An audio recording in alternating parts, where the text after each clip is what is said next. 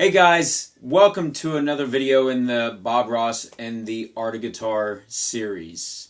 So last week I talked about 6 ideas or concepts that you can think about when comping.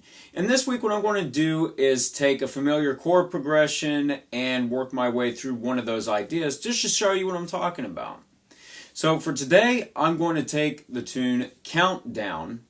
And I'm just going to take the first 4 bars of that and show you a technique that you can use to find voicings and to also lead your way through a chord progression and create a ascending or descending melodic line on top of your chords. So let's get started. So what I'm going to start with is an E minor 7. Actually, just in this case, an E minor triad where I have the E, the G, and the B. I could put the 7th here on string number 5. Have that D. So let's go with that. I'll go with that. And there's context for the E in the 6th string so you can hear that bass sound. So I have an E minor 7. Now for my F7, I'm just going to use a triad. F, A, and C. For B flat, I'm going to go to a B. This is a B flat 13, B flat major 13, and then I'm going to go to my D flat 7. This is on the 9th fret. I have the 5th in the top here, that A flat. And I'm going to move up a whole step to grab the 3rd of the G flat major. Then the B is the 9th of the A7, in this case an A9. This is acting as this is the 9. Then I'm going to go to a D major 7, where I have the major 7 in the top. Then I'm going to go ahead and go up another note, and I'm going to loop this back around. So I'm going back to the E minor 7, and what I'm looking for is this D. So what I could do is just move it here. So now I have an E minor 7, F7, but I'm going to use a flat 9, and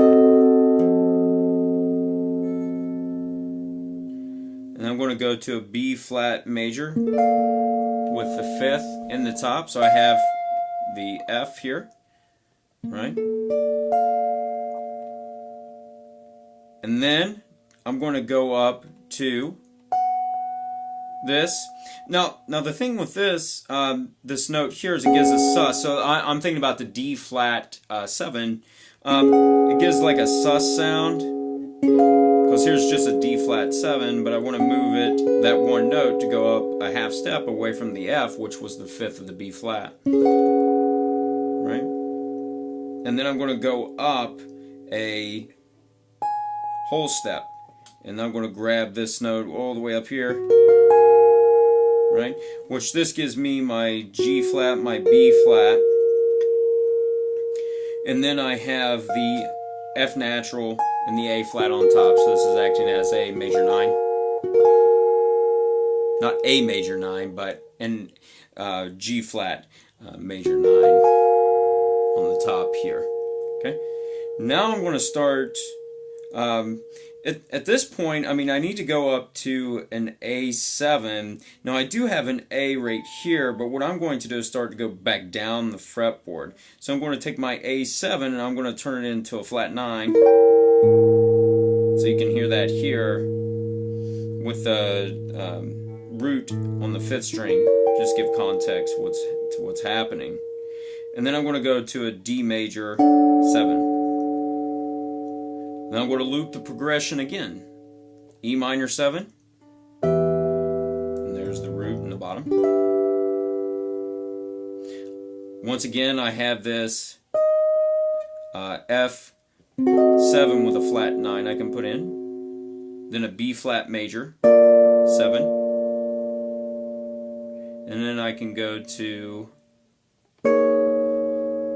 Oh, my bad. Got to get this one first. And what I could do just to add a little bit of variety in sound is put a sharp 11. Although when and this is my D flat 7, I probably wouldn't go with that sound. So instead of that, maybe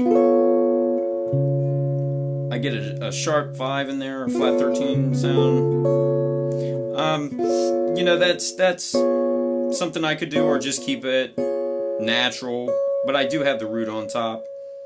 And then I'm going to go to the G major, G flat major, and in this case what I have here is the sharp 11 in there. Now, like I said, some of these chords I may not use when actually comping, but it's a good way to move voicings around, so you can get an idea of where you could possibly go.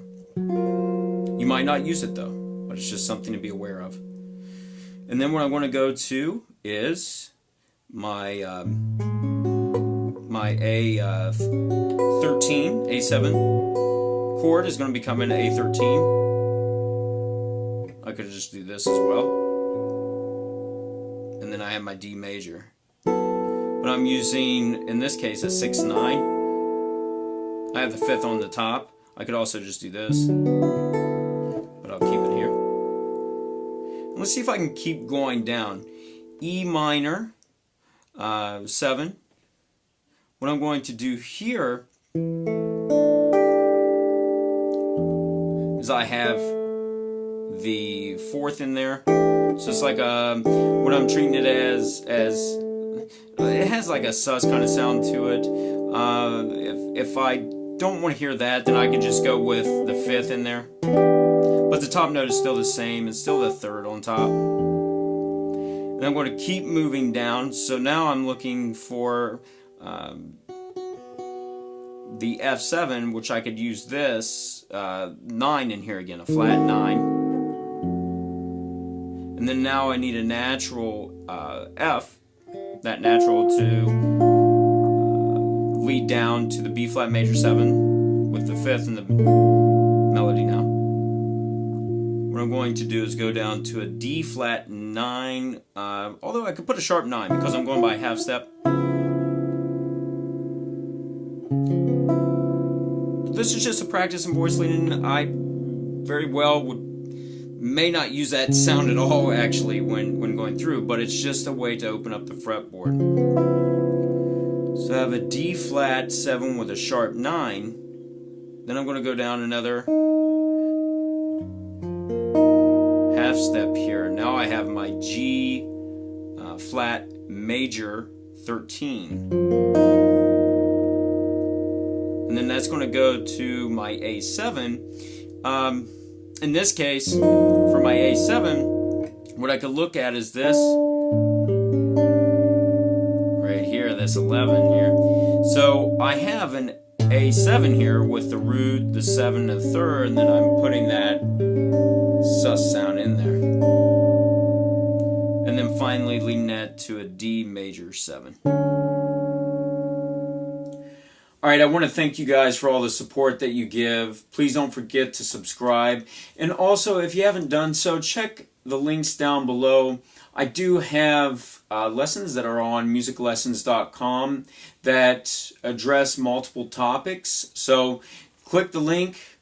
If there's a video that you're interested in, check it out. And stay tuned for more Bob Ross and the Art of Guitar.